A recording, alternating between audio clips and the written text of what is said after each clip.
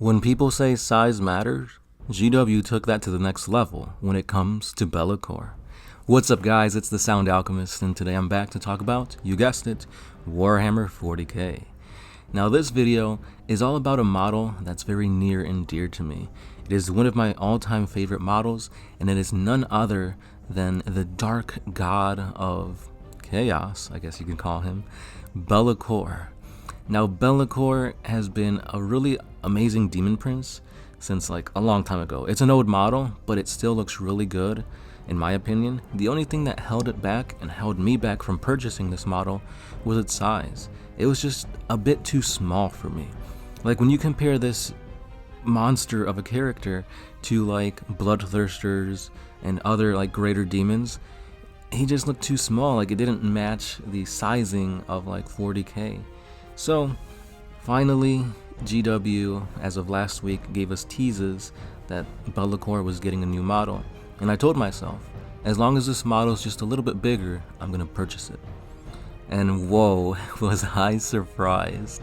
Not only was it bigger, it was better, and it is beautiful. Check out Be'lakor. This miniature is like, it is as awesome looking as awesome is his lore. So the lore on Be'lakor is that he is an ancient demon who basically tricked the 4 chaos gods into all of them giving him their power. So he doesn't have a devotion to one of the 4 chaos gods, he is undivided. And since the inception of like humanity and ancient civilization cultures, the Adeptus Mechanicus has found out that a lot of these ancient cultures praise to Be'lakor as a god. They see him as like a benevolent creature and they pray to him. A lot of these civilizations don't exist anymore because Be'lakor has used them for his nefarious gains. In one way or another, he has gotten intensely powerful artifacts from them, or just used their beliefs to further strengthen himself up. So this guy is pretty badass. He's very important in the lore for Age of Sigmar, but this is a 40k channel, so I'm going to focus on that aspect. If you guys want more lore on Be'lakor, we do have a 40 facts, but more importantly, I'd say you guys should check out the Grimdark battles on Be'lakor. So if you don't know what Grimdark battles are, it's essentially my version of Death Battle, where I pit 2 named characters of the 40k universe against one another. I take their lore, their war gear, their weapons, their notable feats, and then I ask you guys a poll, and I take all that information into account to create a mock battle where only one can walk away alive. There's been quite a few of these, so again, I'll put all those playlists at the end of the video so you guys can check it out.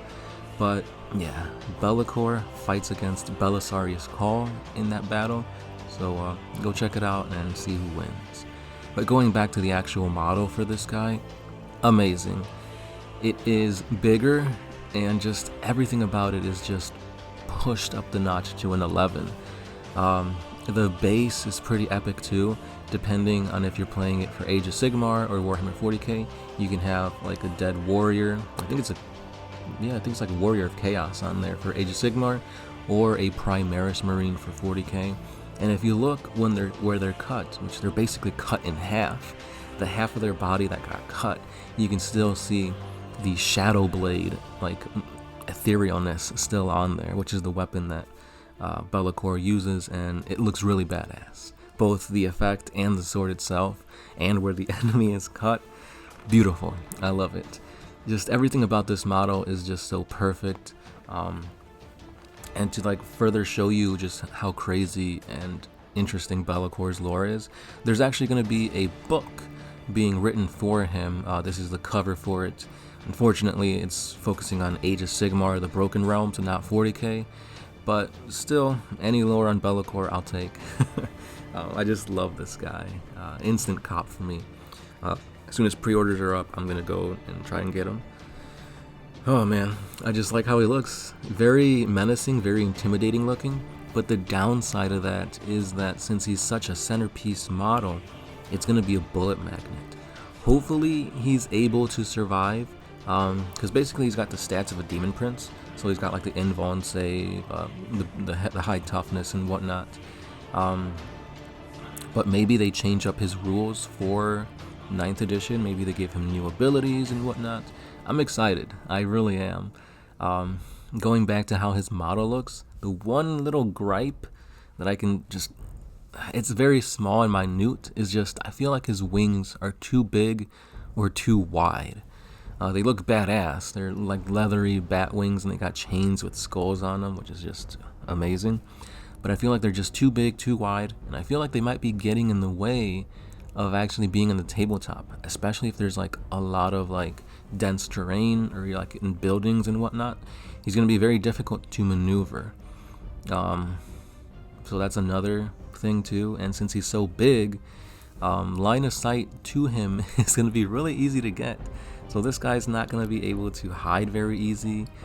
He's going to get shot at a lot. So because of that, I think he's going to be probably killed in like a turn or two of just shooting, dedicated shooting to him, if you're not careful with like positioning and whatnot. So that's why I'm interested to see if they give him new rules to increase his survivability. Now I'm not going to go as far as to say give him the like he could only lose 4 wounds per phase cap that like Catan and Mortarion has, but still maybe just a little bit better, I don't know, toughness or something like that I'd be okay with, since he is such a big model.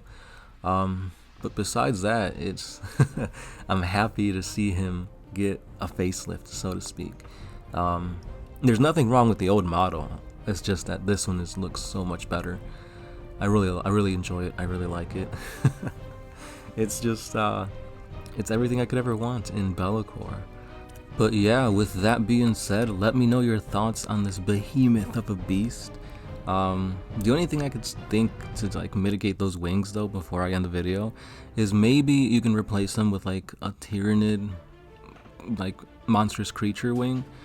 Maybe those are a little bit smaller, and maybe you could just green stuff it to make it fit the model better.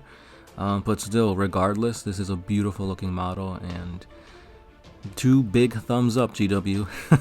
I really enjoy the model. You did justice to one of my favorite models, and I think a lot of people agree. If you don't agree, let me know what you don't like about Be'lakor down below. Let me know what you would change for him.